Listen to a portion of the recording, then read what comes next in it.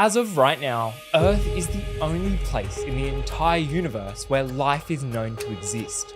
We've been searching far and wide. Mars, Venus, Titan, Europa, and yet so far, we've found nothing. But when you stop to consider that there are more stars in the universe than grains of sand here on Earth, and nearly every star has its own planets, it's hard to imagine that Earth is the only inhabited world.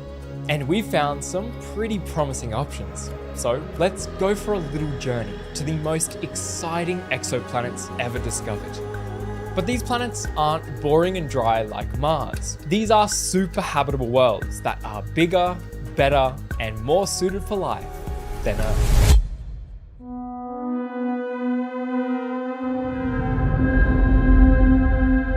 This planet is considered to be the best candidate for a super habitable world. A massive, rocky world twice the size of Earth, orbiting in the habitable zone of its star. This means that the conditions are just right for liquid water to exist on the surface, a key ingredient for life as we know it. Imagine a world so big that you could spend over 100 hours flying between continents. There would be so much more land for life to thrive on compared to here on Earth. It orbits a very special kind of star. You see, our Sun is a G-type main sequence star, sometimes referred to as a yellow dwarf, and these stars only hang around for 10 billion years.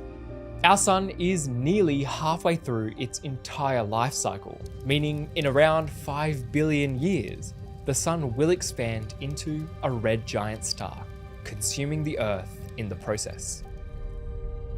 But in the case of KOI 5715.01, dreadful name, I know, it orbits an orange dwarf star. These stars are a little smaller than our Sun, but they are so much more stable, in some cases hanging around for up to 70 billion years. Life on Earth has been evolving for just 4 billion years. Can you imagine what life might look like after 70 billion years of evolution? That's when you start getting into Tier 3 civilizations and Dyson Sphere territory. While this world does sound perfect, and I'm sure you want to move there right now, I have to be honest with you. This planet is so far away. I'm talking 3,000 light years away. Meaning that if you and I wanted to leave today and head on a trip to visit this planet, and we somehow convince NASA to lend us an Orion spacecraft, it would still take us over 100,000 years. Maybe one day we'll have a rocket quick enough to get us there in a reasonable amount of time, but for now, we can only dream about what interesting life forms might be thriving over there. Maybe we should check out something a little closer to home. Just 39 light years away, we come across a potential safe haven for life.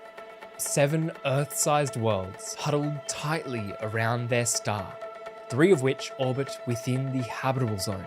This is the TRAPPIST-1 system first discovered back in 2017, and for the last 5 years, astronomers have been spending every waking minute researching the system in an attempt to find life. So they were able to detect this gold mine of planets by looking at how the star's brightness dipped ever so slightly as each planet passed between us and the star.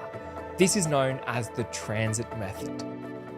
These planets are much older than Earth, meaning life there would have had at least 3 billion years to evolve before Earth was even finished forming.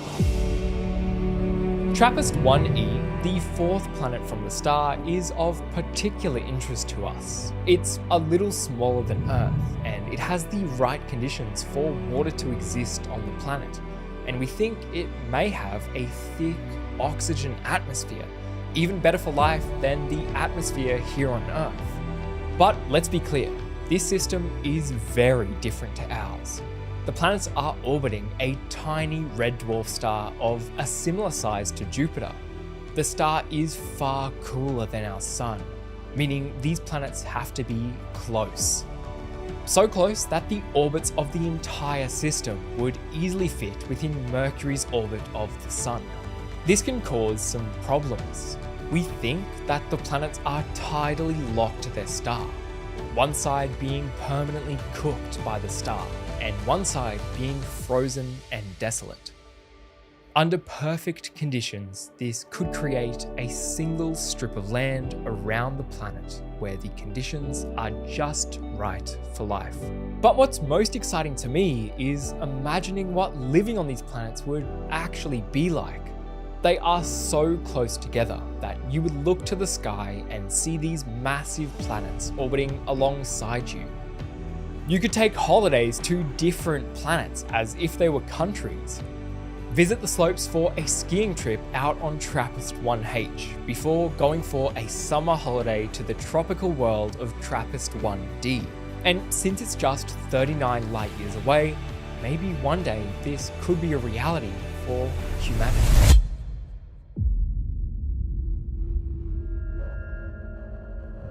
Up next, we have Kepler 452b, a world that has often been called Earth 2.0. The planet shares so many similarities with Earth that it's kind of scary. It orbits a sun-like star every 384 days. That's just 5% longer than our year here on Earth. This would also make every single month exactly 32 days, which just kind of feels right. This is a super Earth though, meaning it's roughly 50% bigger than Earth. This means more land, larger continents, and potentially more water. It's looking good so far, but it does come with a few downsides. While it is just 50% larger than Earth, it's actually 5 times more massive, meaning gravity will feel twice as strong on the surface, and everyone therefore will weigh twice as much. But here's where things get interesting. As far as we can tell, this is the only planet in the Kepler 452 system. That means no gas giant planet. And I know what you're thinking. Jupiter protects us from asteroids here on Earth, so wouldn't this planet just be completely destroyed by asteroids? But that's where you're actually wrong. You see, we thought for decades that Jupiter was our friend, regularly protecting us from asteroid impacts. But recent simulations have come out to show that this might not actually be true. The paper showed that a solar system without Jupiter would actually have 3.5 times less asteroid collisions here on Earth. So since Kepler 452b is all alone, maybe a civilization on the planet wouldn't have to worry about asteroid collisions at all. But it is far from perfect.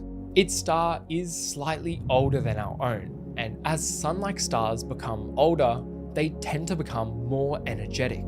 And as a result, the planet might be receiving too much radiation, slowly warming the planet, and eventually leading to a runaway greenhouse effect. This could leave the planet looking a lot less like Earth and more like Venus, killing off all life on the planet for good.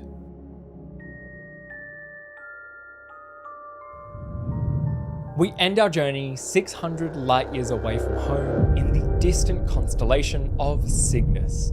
This is Kepler 22b, one of the most interesting super-Earths ever discovered. This planet has stumped astronomers for years. It orbits well within the habitable zone, and our best observations point towards this planet being a true water world, just like Miller's planet from Interstellar. A massive ocean covering the rocky inner core that is hundreds of kilometers deep. It is possible that life may have evolved in the depths of this ocean. Strange fish that only seem real in your wildest dreams. If humans ever did make the journey across the galaxy to visit Kepler 22b, I'm sure we would be in for a surprise. So the real question is, which planet do you think you would want to move to? For now, I think I'll be staying here on Earth.